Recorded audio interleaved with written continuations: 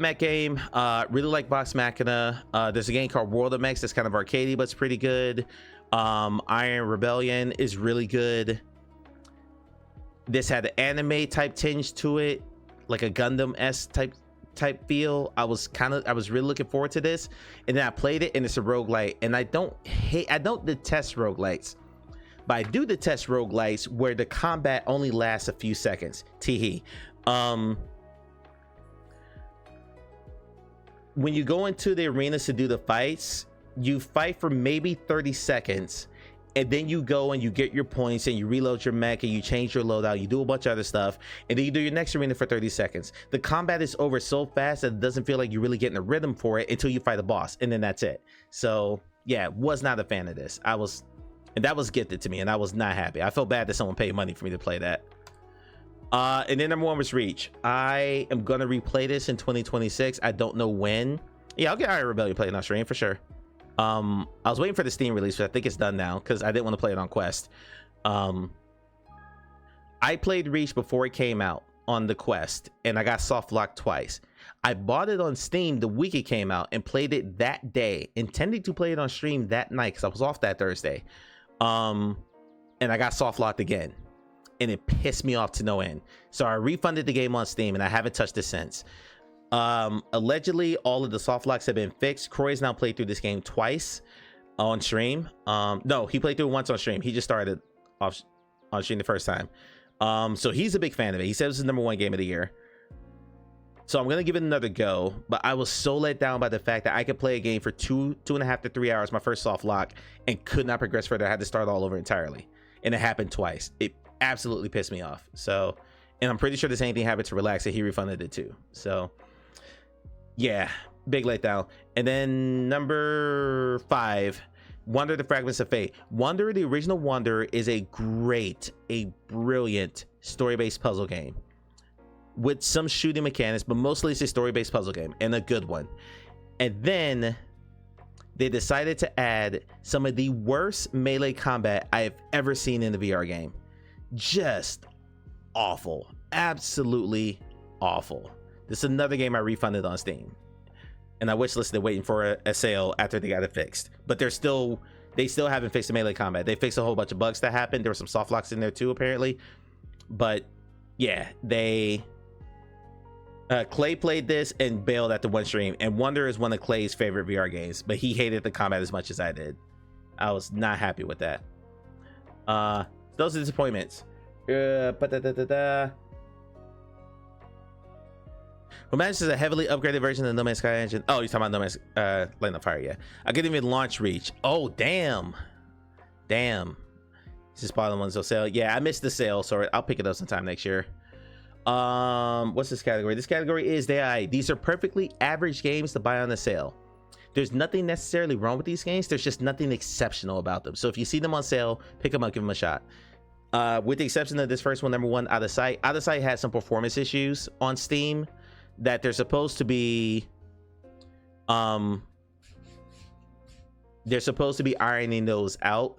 Soena played this with a 4090, and he struggled in certain parts of this. I actually got soft lock on my 3070 and couldn't finish it because I had to turn the graphics all the way down to low and close every single thing, which means I couldn't stream it to get past that point. Like, I don't know what happened in that point. It's where you're going down the flight of stairs, but everything just like your VRAM just completely maxes out.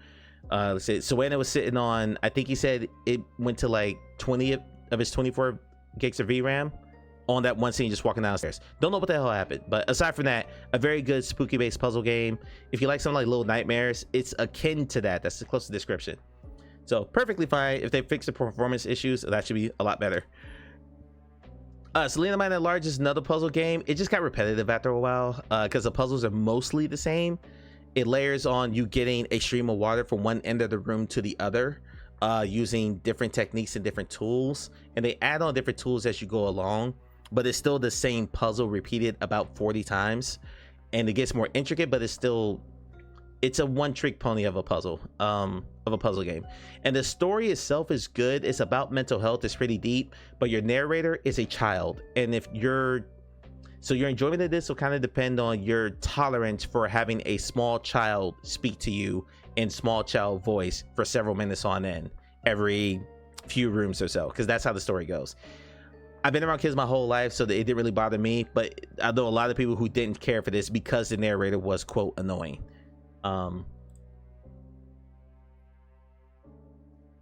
Number 3, Human Within. Human Within is it's more of an experience than a game. You are a passive observer because you are a comatose person, and there's this whole movie that plays out around you. So there's like fully shot film 360-degree like movie scenes happening around you, and then occasionally you have to do a puzzle, and then you go back into the movie part. Can 100% be played sitting down. It's a very good story, but I think people were going into this expecting more game than movie, so it's something you experience more than you play, if that makes sense. So as long as you know that going in, it's fine. It's fine. Again, grab it on sale. It's on Steam too. I'm showing you guys in the version that I played. A lot of these are on Steam as well. Number 4, Beyond Blue After the Storm. This is an underwater, very, very linear adventure game, but it's a very chill adventure game. There's nothing in the way of like combat. It's about conversationalism. What is it? Conservatism. God, what's it called where you're trying to conserve the oceans? Whatever that word is. Good 3D movies on Quest yet? Nope. No is in I don't know. Not no is in no. I don't know. Conservationism. Thank you. I couldn't get that word out. Conservationism. It's a story about conservationism, and it's fine. It's also very short. I beat this game in 2.5 hours, my first time through, with and I never died or had to restart or anything. So yeah, like visually it's fine, it's okay. It's not really challenging, but it's interesting. The voice acting's good, the characters are fine, the story is pretty decent. There's a robot you switch back and forth between as you play the game, between like the robot and the human character you're playing as. It's fine. It's fine. It's a perfectly average game. And then Jolly Roger, Pirates VR Jolly Roger. The original trailer of this game that I showed on stream showed you like you were on a pirate ship, and then you were in a bar having a drink with your mates, and then you were underwater with a shark chasing you, and all this really exciting action adventure stuff that I was really looking forward to. And what I got was a puzzle-based pirate-themed dungeon crawler. You wash up on the beach and you have to figure out how to enter this cave, and then you have to figure out how to make your way through the cave. Eventually you start getting attacked by skeletons. The combat's just kind of there, but it's basically a straightforward linear like puzzle-based walking simulator with some combat. And from what was they originally talked about, and I should have known this because I know the developer, it just wasn't it. Again, something that if you got a few hours to kill, this is not a long game either. You'll beat it in about 4 hours. If you pick it up on the sale, you got an afternoon to kill. You'll blow through this in the afternoon if you're even halfway decent at games. Because like I said, the puzzles aren't very hard. Some of them are just fetch quests. We just have to find pieces and put them in the right order. But yeah, and there's some underwater stuff that actually look pretty good in the headset. It does look great in the headset. It's a great looking game inside the headset. If you can crank this to ultra, which I couldn't because of GPU limitations, it looks fantastic from what I'm told. But yeah, it's just kind of there. 2 more categories. Sleeper games.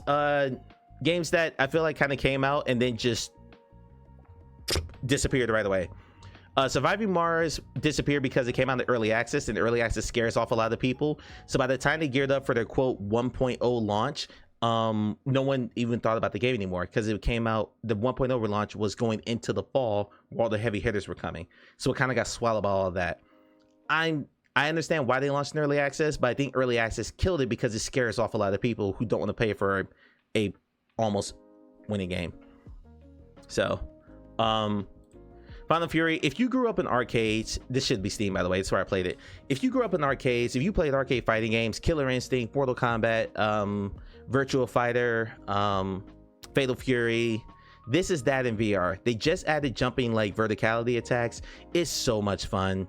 You're not going to play this more than 20 minutes before your arms want to fall off, but it's so much fun. So if you're into that, if you were that kid lining up with your quarters at the arcade, you know, waiting in line to get to the guy at the front of the line who's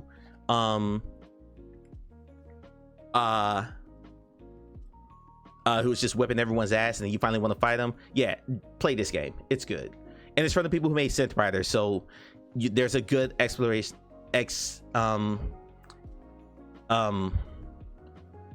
a good expectation of quality here for sure.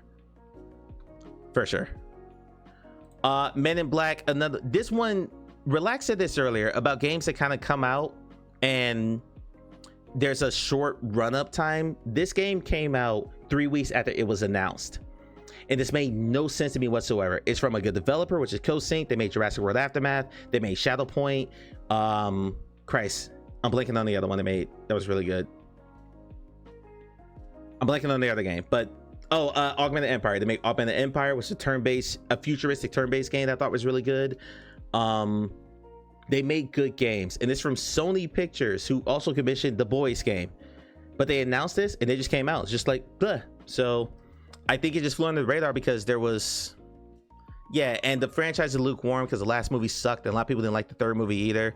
But the game itself is good. It's not great. It doesn't reinvent the wheel. It's not mind-blowing. I was very careful to say that in my review for Upload VR. There's nothing about this that reinvents the wheel. It's just a good, solid action game. The epitome of wait for a sale, honestly. But yeah, pick it up.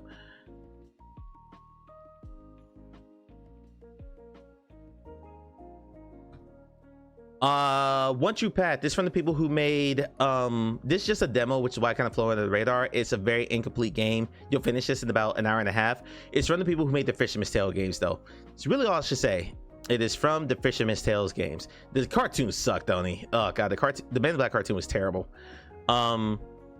I love the Fisherman's Tales games. This is just as wacky, genre bending, weird mechanic type stuff. It's 3 stories in one, but they trying to come together because there's an overarching narrative surrounding these 3 stories, and at the end they start to mash together.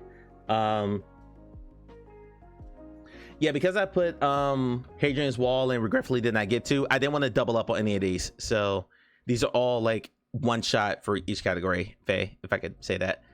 But yeah, it's just grab it. I'm pretty sure it's still free. No, it's $2 now. They're charging $2 for that. So grab it, play some decent shooting, some decent swordplay puzzles, and know that they're gonna make more of this. And it's from the Fisherman's Tales people games. Like, come on, yeah. I don't know what number I'm on. This is number 5. Number 5 is Frost Survival. I don't like survival games. Like, I said this earlier. I don't like survival games that don't have a story. I really enjoyed this. And their last game, Survival Nation, I thought was not fun at all. It's another co-op survival game, but it was a zombie co-op survival game, and I thought it sucked. This was the complete opposite. Even playing this with Relax, I felt super alone the whole game. Again, doesn't reinvent the wheel, no frills, just straight up like cut the tree down, build a blueprint, survive it. Yeah, so I need to look at how many players can get into this. 'Cause imagine if you got to like 4 players, you can build some pretty cool stuff pretty quick. But there you go. Last category, games I'm looking ahead to in 2026, and we're gonna end stream after this. Stuff that I'm looking forward to, that I'm excited about. We're gonna watch all the trailers for all of these. This is Fixer Undercover. It comes out next month. This game blends simulator, puzzle, and adventure elements and infiltrate Kozlov's prison as a fake handyman. Tools are screwdriver, grinder, pliers, hammer, and a wrench. Combine, improvise, break security. Meet Winston, your drone partner in crime. James Bond has gadgets. You have tools and creativity. Gun? No. Exploding pen? No. Laser watch? Still no. Then what's our edge? Creativity, improvisation, and change the Armani. We're blending in. Pass accepted. Mechanics for ventilation repair in Block B2. Please follow me. How are we even going to get out of here? I know it's your first mission, but please stop panicking.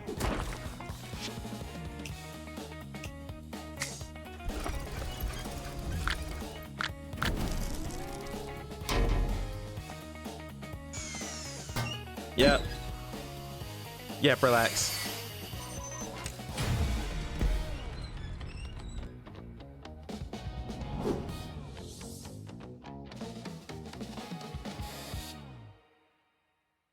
Hey, wish list on Steam at Quest. There you go. And then the quest thing at the end. I wouldn't even put that splash on my trailer, period. But anyway, that's me. I've been wanting another I Expect You to Die game. So we're not doing